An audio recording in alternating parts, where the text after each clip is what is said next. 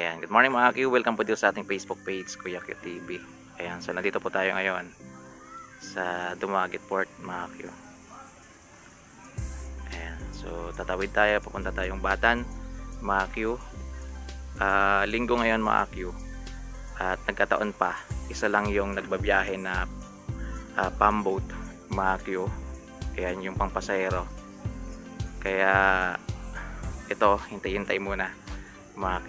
Kasi nasira daw yung isa mga Q. Ito yung mga motor. 80 paling pamasahe mga Q. Ayan, sa mga ganitong motor.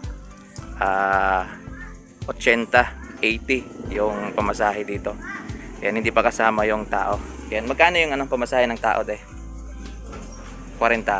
Yung motor 80. Ayan, 40 yung sa tao.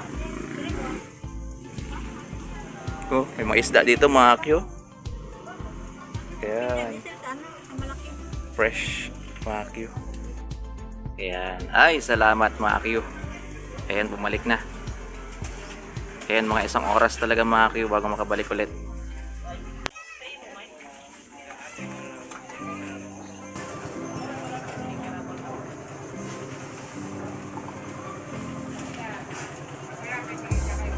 Ayan, so papasok na yung mga pasahero mga Q. Siyempre, pati tayo papasok na rin mga Q. Ayan. Para makatawid na tayo.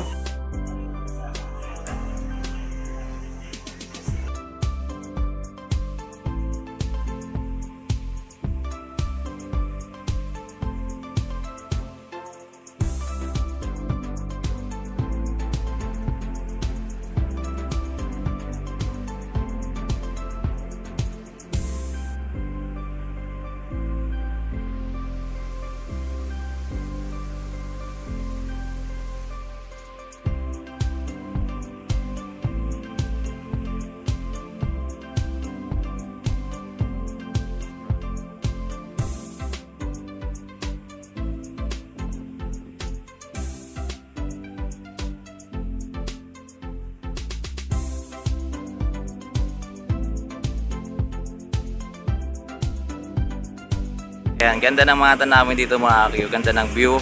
Ayan, so patawid tayo ngayon ng Batan mga Q. Ayan, kung hindi ako nagkakamali, dyan yata yung Batan Port. Ayan o, natatanaw ko na. Actually malapit lang naman siya mga Q. Siguro nasa 5 to 10 minutes mga Q. Ayan, so ito yung mga motor na karga dito mga Q. So medyo malapit na kami mga Q sa Batan Port. Ayan o. Ayan. Ayan, may mga pasahero na rin naghihintay dyan mga Q. Ayan, kasi isa lang tong nagbabiyahe ngayon mga Q kasi nasira yung isang ferry boat.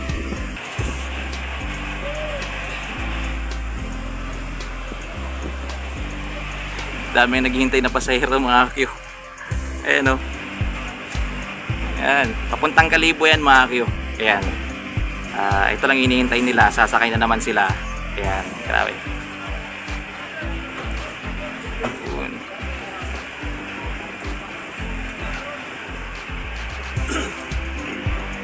So nakababa na kami mga kayo ng ferry boat. Ayan, hinihintay ko na lang yung motor ko na mababa. Kasi ayun yung motor ko. Ayan, sa gilid.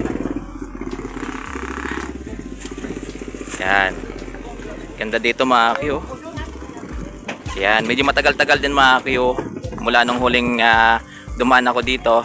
Ayan. Ayan o. Ayan.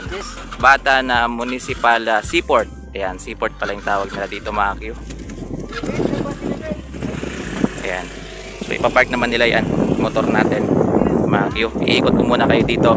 Ayan, para sa mga hindi nakakapunta dito mga Q sa Batan Port.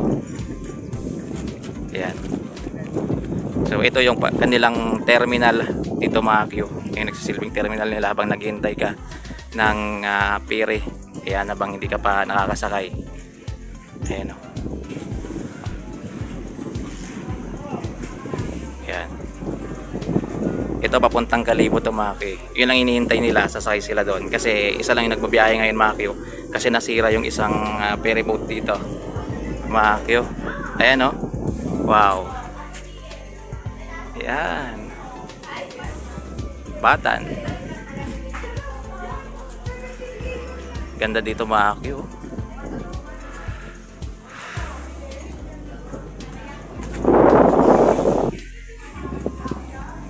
Ayan, tanungin natin kung magkano yung pamasahe papuntang New Washington, Dumaguete, New Washington, patawid.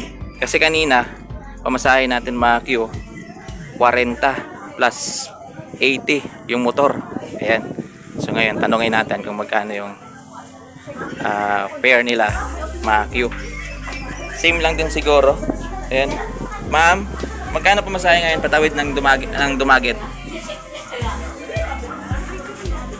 Ano na naman video? Sa vlog? Sige, edit ko na lang kung hindi. Tatanungin ko lang kung magkano yung pamasahe para may idea yung mga viewers. 40 rin. Yung pag may motor. Okay. Pag mga Honda Click.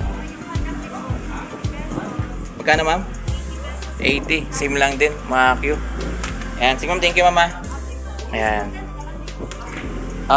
May discount naman. Ayan. So, same lang naman mga Q pag tatawid kayo. Ayan. 80. Pero kung motor mo, siguro medyo big bike. Medyo mahal-mahal siguro. Mga Q. Ayan. You know. So, kakain muna tayo dyan mga Q. Ayan, bago tayo tumuloy sa pupuntahan natin. Ayan. At uuwi ako ngayon mga Q sa bahay namin sa Bugabatan.